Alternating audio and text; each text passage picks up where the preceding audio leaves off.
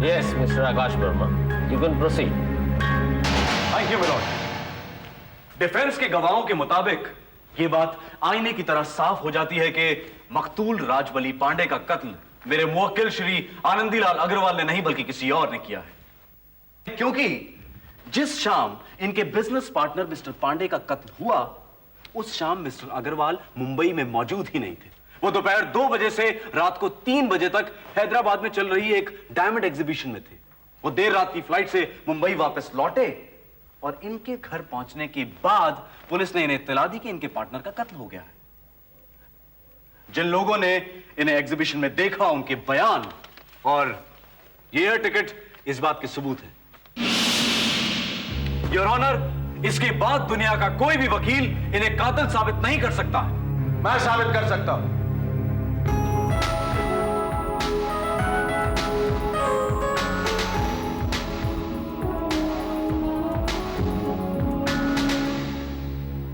Milord, मैं साबित कर सकता हूं कि राजबली पांडे का कत्ल मिस्टर आनंदीलाल अग्रवाल ने ही किया है। मिलॉर्ड, मैं मिस्टर अग्रवाल से एक सवाल करना चाहता हूं। May I? You may. Thank you my lord. Mister Agrawal, जरा उस तरफ निगाह दौड़ाइए और देखिए कि दूसरे रो में अपनी दाहिनी तरफ से जो तीसरे सज्जन बैठे उन्हें पहचान। जी हाँ, वो प्रोफेसर रस्तोगी है। हमें कॉलेज में इकोनॉमिक्स पढ़ाते थे। आपको तो कॉलेज छोड़े हुए कई साल हो गए, फिर भी आपने इन्हें इतनी जल्दी पहचान ली? जी हाँ, मैं कॉलेज छोड़ने के बाद भी प्रोफेसर साहब से मिलता जुलता रहा। इनफैक्ट हाल ही में उनकी बेटी की शादी में हम लोग मिले थे। इधर रिसेंटली कभी आप उनसे मिले? जी नहीं। आयशा? जी हाँ। मुझे लगता है शेखर साहब आप भटक रहे हैं। इनके प्रोफेसर का इस केस से क्या ताल्लुक है? जरा धीरज रखिए मिस्टर वर्मा, ताल्लुक आपको अपने आप समझ में आ जाएगा।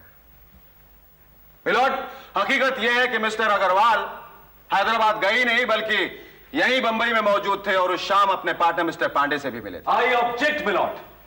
जबानी जमा खर्च करने की बजाय मिस्टर मल्होत्रा अगर कुछ ठोस सबूत मैं ठोस सबूत देने ही जा रहा था, लेकिन आपने मेरी बात बीच में ही काट दी।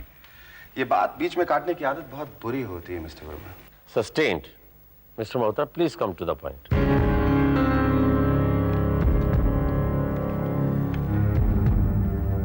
मिस्टर अग्रवाल, याद कीजिए बंबई से हैदराबाद जाते वक्त आपकी फ्लाइट में आपके बगल वाले सीट पे कौन बैठा था? बगल वाली?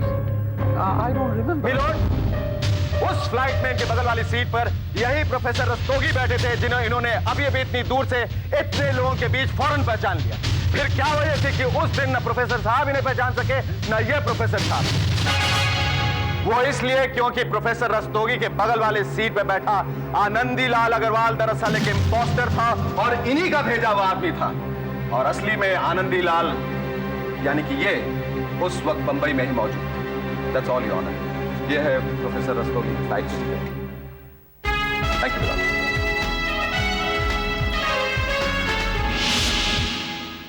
मिस्टर शेखर मल्होत्रा ने प्रोसिक्यूशन की ओर से जो गवाह और सबूत पेश किए हैं उससे इस केस में एक नया मोड़ आ गया है। इसलिए ये अदालत अगली मुद्दत तक के लिए मुलतवी की जाती है।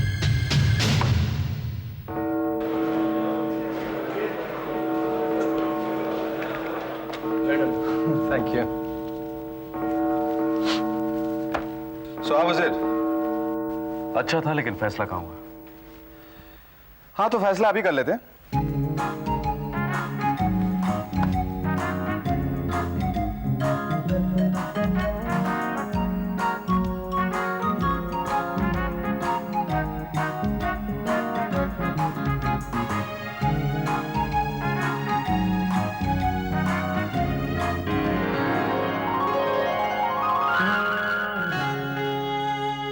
एक्सक्यूज मी, तुम दोनों यहाँ भी शुरू हो गए? आओ पल्लवी आओ। तुम्हें मालूम नहीं है कि सरकार ने ये जगह खास वकीलों को लड़ने के लिए बनाई, तो मैंने सोचा क्यों ना फायदा उठाया जाए। शेखर, स्टॉप स्टॉप, छोड़ो ना, गेट बंद करो।